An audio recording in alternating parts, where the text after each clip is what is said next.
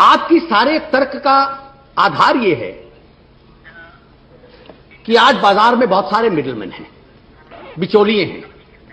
Walmart प्रत्यक्ष रूप से किसान के पास जाएगा और जब प्रत्यक्ष रूप से किसान से सामान खरीदेगा, बिचौलिए हट जाएंगे और इसलिए किसान को उसका दाम ज्यादा मिलेगा। आप अमेरिका और यूरोप के किसान की स्थिति देखिए, वहां तो 20-30 साल से ये लोग हैं। वहां के किसान को तो इन्होंने मालामाल कर दिया होता अभी तक। उनका किसान तो बहुत एफ्लुएंट होता, क्योंकि बड़े बड़े स्टोर वहां हैं, प्रत्यक्ष रूप से किसान से खरीदते हैं और सारा का सारा पैसा जो बिचौलिए की जेब में जाता था, वो बिचौलिए की जेब में न जाकर अब किसान की जेब में जाएगा। यूरोप और अमेरिका अपने किसान को जीवित रखने के लिए $400 बिलियन सालाना सब्सिडी उस किसान को देते हैं। $400 बिलियन सब्सिडी आज भारत के रुपए के साथ ट्रांसलेट कर लिया जाए तो 6,000 करोड़ रुपया प्रतिदिन देते हैं यूरोप और अमेरिका अपने किसान को, क्योंकि किसान को बाजार में भाव नहीं मिल रहा। तो क्या हुआ, इन बड़े इंटरनेशनल चेन्स ने किसान की क्या परिस्थिति कर दी कि वहां के वित्त मंत्री में तो इतनी क्षमता थी और उसकी जेब इतनी गहरी थी कि वहां से पैसे निकाल के किसानों में बांट देता। तो जिस दुनिया के में यह अनुभव लागू किया गया, वहां किसान को जीवित रखने के लिए, for the sustenance of that farmer, you have to give $400 billion every year to that farmer.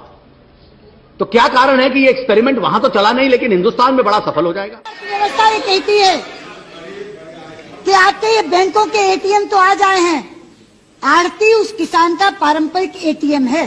किसान को बेटी की शादी करनी हो, बुआ का भात भरना हो, बहन का सूचक देना हो, बच्चे की पढ़ाई करानी हो, बाप की दवाई करानी हो, सिर पे साफा बांधता है और सीधा मंडी में आड़ती के जाकर खड़ा हो जाता है। तो उसे केवल विश्वास पर पैसा देता है, क्योंकि उसे मालूम है जब फसल आएगी तो वो बैलगाड़ी में भरकर या ट्रैक्टर में भरकर उसके यहाँ लाएगा और वो उसे बेचकर अपना पैसा वसूल लेगा। क्या वॉलमार्ट और टेस्को उसे उधार देगा? क्या उसे संवेदना होगी उसकी बेटी की शादी या बहन का भात भरने की? उसे तो धोती और साफे वाले किसान से बदबू आएगी। और कौन डायरेक्ट बात कर सकेगा?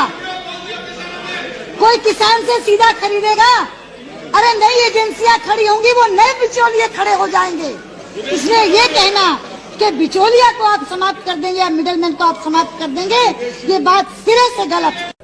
इतने दिन हो गए, बगल में संसद है, निश्चित रूप से प्रधानमंत्री जी को खुफिया विभाग के द्वारा जानकारी प्राप्त हो चुकी होगी, लेकिन उन्होंने किसी को भेजकर क्या समस्या है, क्या मांग है, यह भी जानने की जहमत नहीं उठाई। लेकिन प्रधानमंत्री जी, आपको इस सच्चाई को समझना चाहिए, जिस दिन से हिंदुस्तान का किसान एकजुट होकर सड़कों पर आ जाएगा तो कोई दुनिया की ताकत उसके हौसले को पस्त नहीं कर सकती। बड़ी से बड़ी ताकतों को घुटना देखने को मजबूर होना पड़ेगा।